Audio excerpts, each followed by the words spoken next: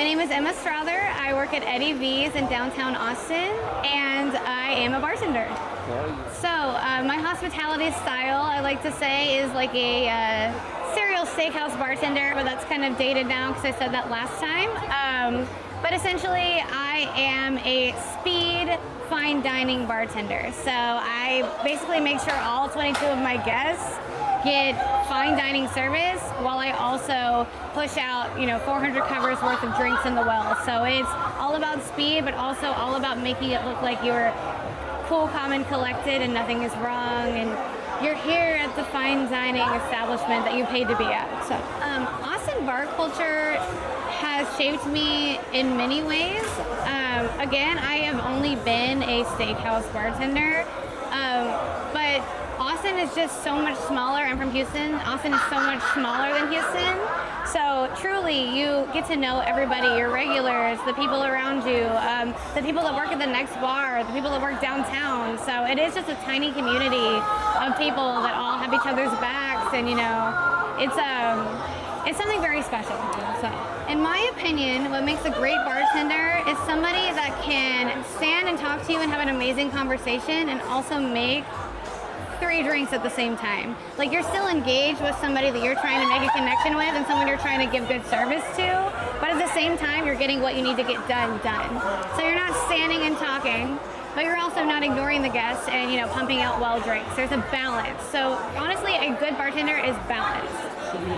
Okay, so a skill that I picked up outside of bartending that has helped me literally the entire time I've been a bartender is playing softball growing up.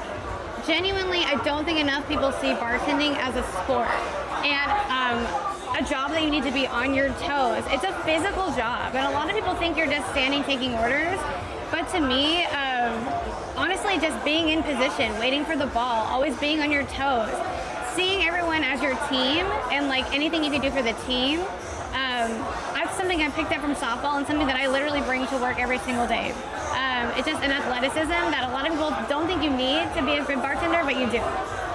A piece of advice that I have for people coming up as a new bartender is that you need to have patience. I don't feel like people have that patience anymore and want to work a little bit longer to get something that's worth it. For example, I was a hostess and I was a server. Then I bar backed, and like getting to watch everybody work the way they work and, picking something up from every single person that you've learned from is important to become a very good bartender. You can get thrown in there and have natural talent, which a lot of people do, but to have that natural talent, but then also have that, 8 years that you worked your ass off to get there, I think that is what makes a perfect bartender. SpeedRailz pushes me in lots of different ways. SpeedRailz originally, when it was only in Houston, I worked my ass off to be as fast as I could because I was hoping it would expand and come to Austin, which it did. And now, after I won Austin, now it keeps me, accountable because I have to hold a standard where people will come in and say, oh, I saw you at SpeedRailz, and if they see me slacking off or moving slow, it makes me look silly.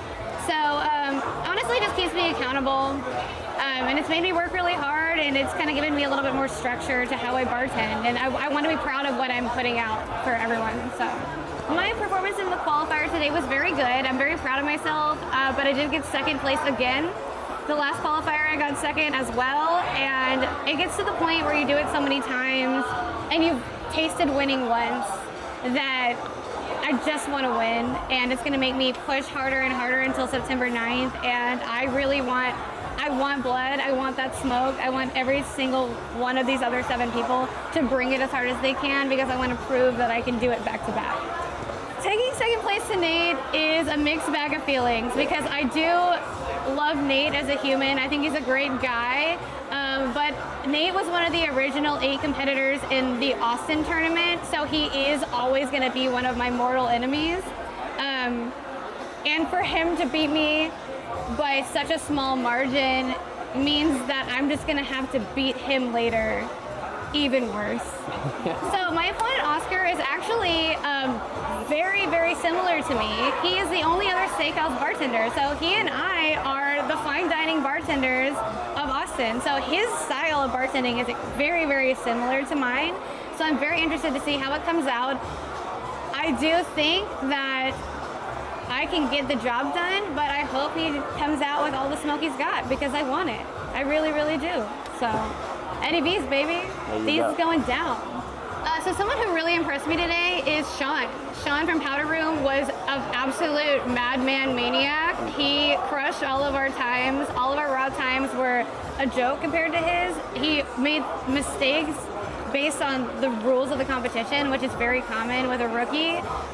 So I was extremely impressed by him. Claudia, my girl, absolutely turned it out. I remember when she first started in Last Man Standing, I gave her a bunch of advice because I wanted to help her out, and then she ended up being so good that I didn't answer any questions she had today, and she turned it out just like I thought she would. So she's always impressive. Nate, another redemption story. Every single one of these people are insane, and I am very, very pleased to be a part of it. So thank you.